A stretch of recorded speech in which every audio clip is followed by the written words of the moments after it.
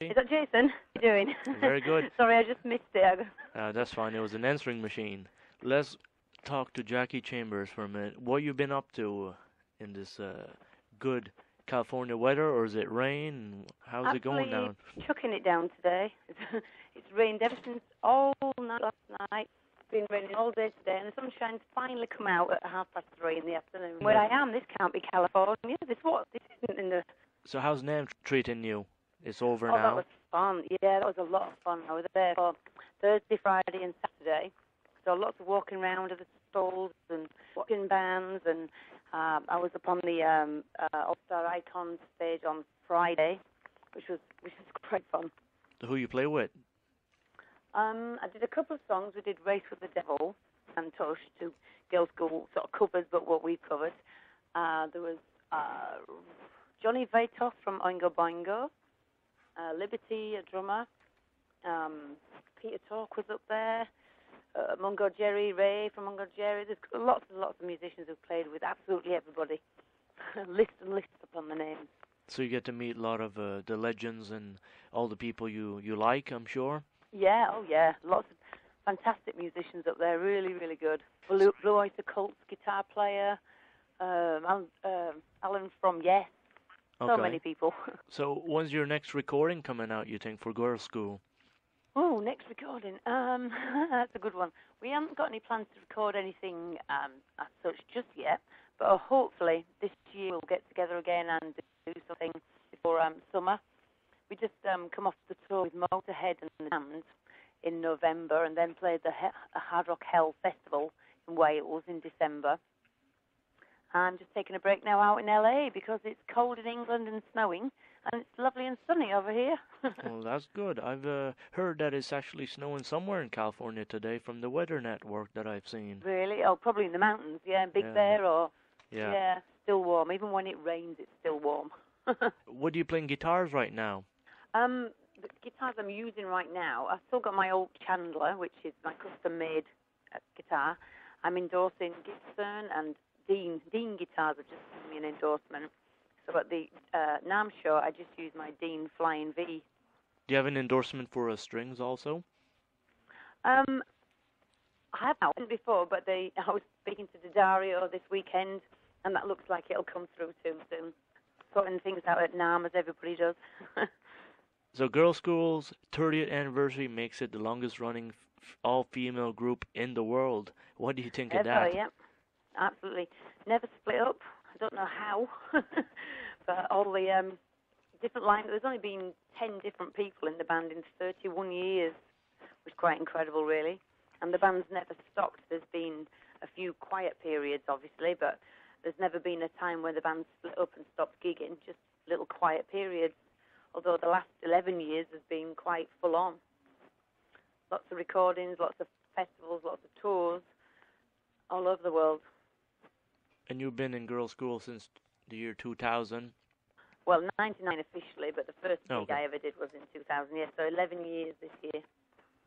And I'm still the new girl, 11 years. Oh, and you're still the new girl. That's good, though.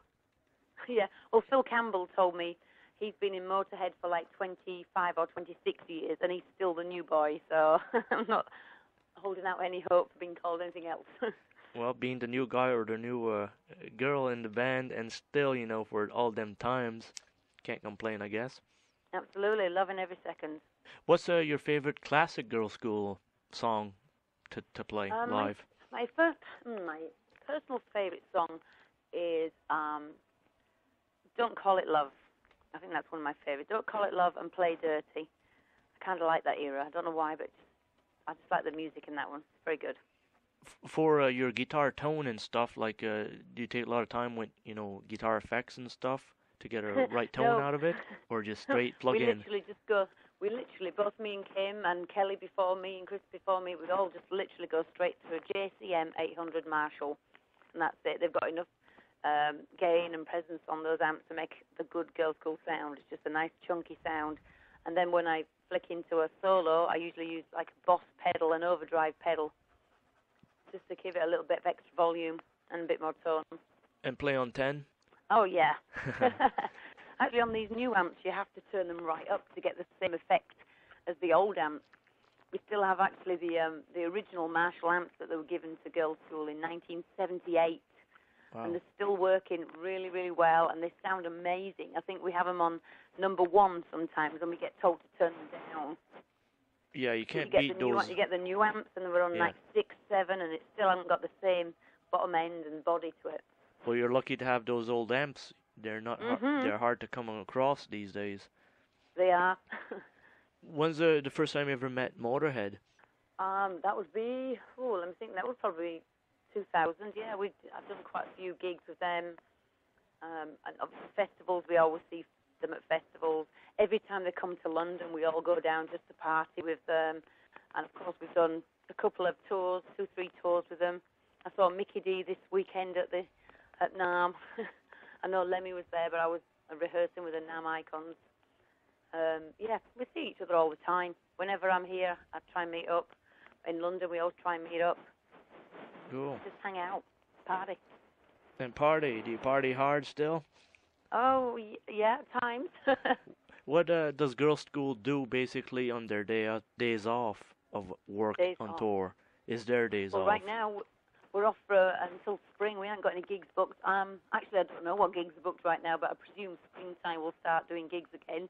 And this is it for us. This is our break. We finished middle of December recording, playing gigs and things. So we're out. Here I am in America. The others are just taking a little time out and relaxing.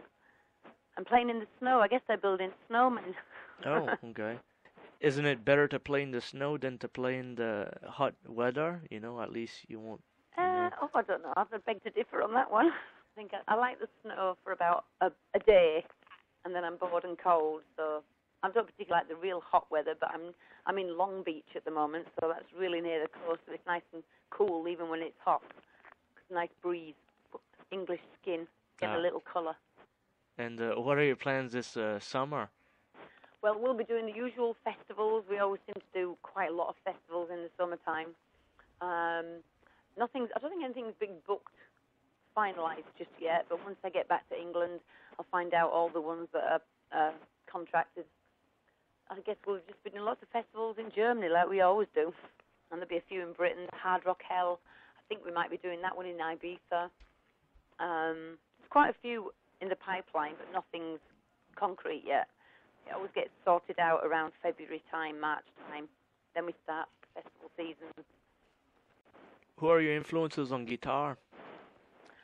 Personally, I like guitar players like Brian May, because I like his lead guitar solos. They're just so melodic. Right. You can actually sing everything he plays. But if you like, I like people like Steve Stevens. I love the way he uses his whammy bar. Mm-hmm. And Billy Duffy from the Colts, because he's kind of like a bit punky and a rock edge to him, so he's kind of got a bit of both. They're my 3 favourites. When you started playing music, how many hours did you put into the guitar? Oh, that's going to be revealing. Not very many, really. No? Oh, okay. I was never really wanted to be like a guitar player, really. I picked up a guitar quite late. I think I was 17 when I picked up a guitar, and I really picked it up just literally to write songs, because I always wanted to be a singer. So I picked up the guitar and just started playing, because my brother played bass. We put a punk band together, so we didn't really need to learn very much to play well, just 3 chords, and that was it. And that just went on for years and years, and then in 95, when I met Kim McCallis, she just asked me to be in a band, and I was like, oh my goodness, I don't play lead guitar. I've never played a lead guitar solo in my life. So Kelly Johnson at that point asked me if she taught me, would I join, because she was ready to quit at that point. So I said, yeah, okay. So around 99, I eventually went for a couple of lessons with Kelly and with Crispin Archie as well, and just learned how to play a little, and then just went away and practiced a lot then. That's probably the only time I really took it seriously. Up to then, I was just like more into riffs, writing guitar riffs, right, rather than solos. Yeah. Who got you the gig in Girlschool? Well, it was through Kim McCallis, because in 1995, I put an advert in a music paper called Melody Maker in England, and Kim answered it because she was still in Girlschool, but she was doing a side project, and she just wanted to write with someone different. So we met up that same night she called me. We met up because we got on really well on the phone. So we met up in London and went to see her band, a band of her boyfriends actually in Camden. We just hit it off. We had a few drinks, had a really good night out, and decided to write some songs together. And that was completely separate to Girlschool. I had a studio at home, and we just wrote some songs and just had fun. Just got a little drunk, wrote a few songs, never really tried to do anything with them, just had some fun. And I just kept in touch with Kim, and I became friends with Kelly and Denise and Tracy Lamb at that time. So we were just good friends. And eventually they persuaded me to learn how to play lead guitar. And the rest is history. What you listen to right now? Right now? They're trying to introduce me to all these American bands I've never heard of. Okay. I'm trying to think of one off the top of my head. I was trying to find some new bands at the NAMM. I went to the Daisy Rock stage to check out. There's a lot of new up-and-coming girl bands. And when I'm talking about girls, I'm talking about really, really young girls. There was a young band on called Cherry Bombs. Okay. Obviously influenced by the Reds. But it was great. They were really good. They were 11, 12, 13, and 14 years old. And they were excellent. They were really good. And a young band on before them, even younger, all girls. And I think they were Japanese or something. And they were just great. They're really good bands. So I'm trying to find new bands that nobody's heard of. And then bring them back to Girlschool and say, listen to this stuff. Yeah. Well, I love the fact that girls are still getting out there and doing it. It's always difficult in a girl band to keep it going because girls go off, they get married, and then they have children and they quit music. I think with Girlschool we've been fortunate that even though a couple of us have gone off, get married, none of us have got children, and we're just in this little bubble. We just love music, and we're all like-minded, so it's quite easy to stay together. In your guitar collection, how many guitars do you have? Only about 8, I think, 8 or 9. Try and keep it down because I don't really need all them. Do you play most of them or souvenirs? Yeah. I mean, most of them are the endorsement ones, the Gibson, the Daisy, the Luna, and of course the Dean guitar. I've been using that the most at the moment. It's a Flying V. It looks really posy, but it's good for them to play. Used to it now. Well, Jackie, it's been a pleasure talking to you. And absolutely, you too. We wish you luck with Girlschool and all the future albums you're going to be doing with Girlschool. Thank you very much. Jason. Have a good day. Okay, thank you, you too. Bye-bye.